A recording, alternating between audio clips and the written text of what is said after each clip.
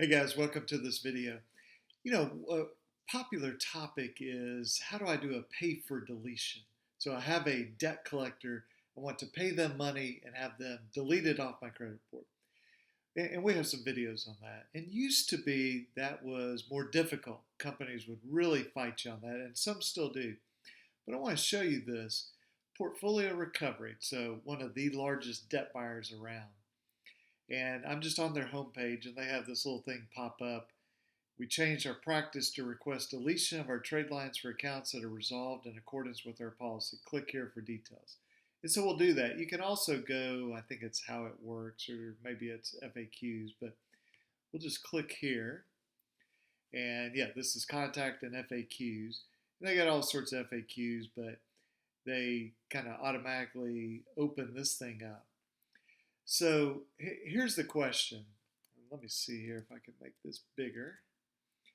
Will PRA remove the account from my credit reports after it has been resolved? It says your account will be considered paid in full or paid in full for less than full balance after your final payment successfully posted within 30 days of your final payment posting. We'll request the credit reporting agencies delete our trade line related to your account from the credit bureau. And then they say, regardless of that, we have to do it within 7 years anyway of the original date of delinquency. And then here's the question, why hasn't my account been deleted?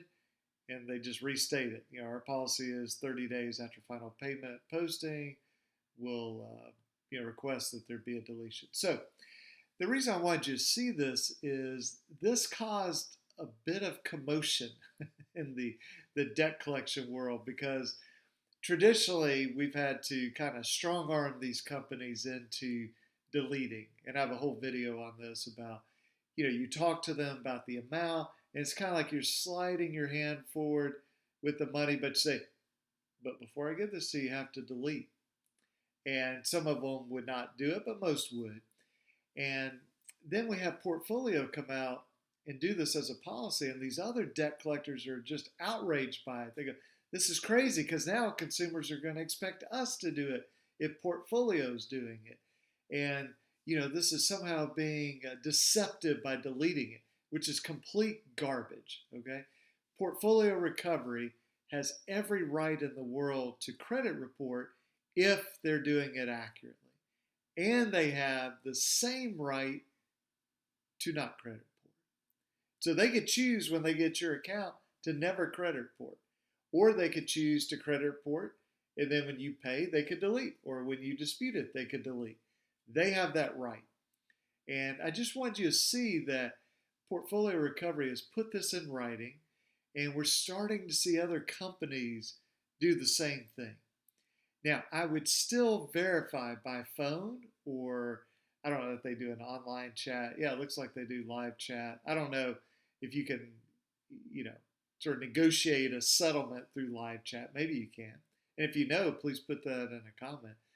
But my point is, somehow either talking to them, emailing them, live chat, I would verify with them that this is what they will do, that yes, they will delete the credit reporting after your payment post. And when they say post, I mean, if you give them a personal check, it may take 2 or 3 weeks. You do a cashier's check, it's going to be quicker.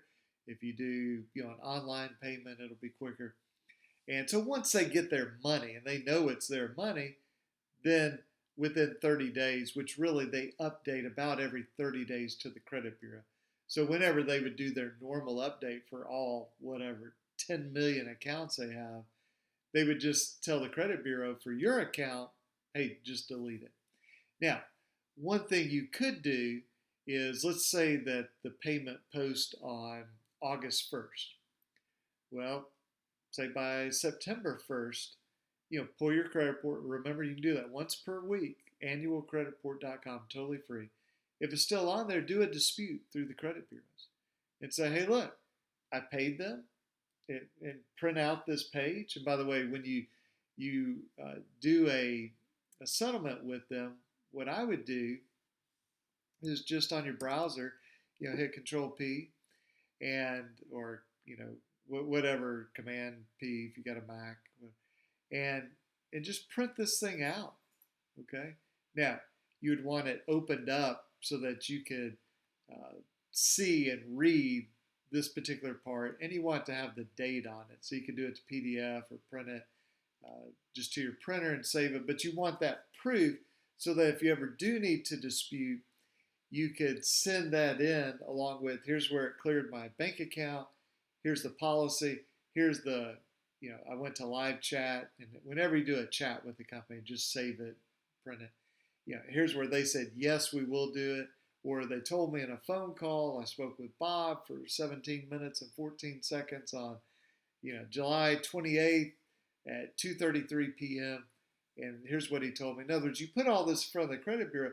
So if portfolio gets squirrely on this, or they just have a mistake, it's amazing. Their mistakes are never in your favor. But in any event, you can go to the credit bureaus and get the credit bureaus to delete it. Now, if you go to the credit bureaus and they don't delete it, and portfolio refuses to delete it, then you start suing these guys, okay? And those are good lawsuits because as long as you ask portfolio, hey, I want to make sure that you will delete this when I pay, and they say, yes, we will do that, well, as long as you're relying on that, then you've got a great case against them. If they go, we changed our mind, or we got a new CEO or a new director of compliance, and we've decided to change it. Well, it's too late. We made a deal.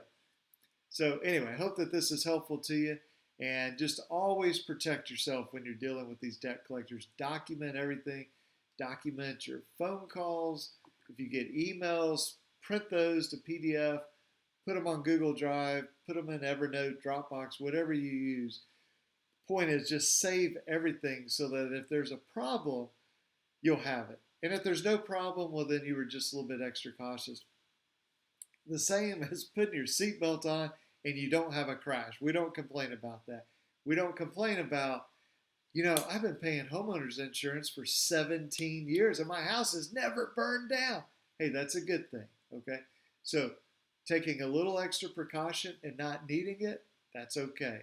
You do not want to be in the other situation where you're like, oh, well, I'll never need this, and then you do, and now you're having problems. So hope that is useful to you, and I'll catch you guys in the next video. Okay, thanks for watching. Bye-bye.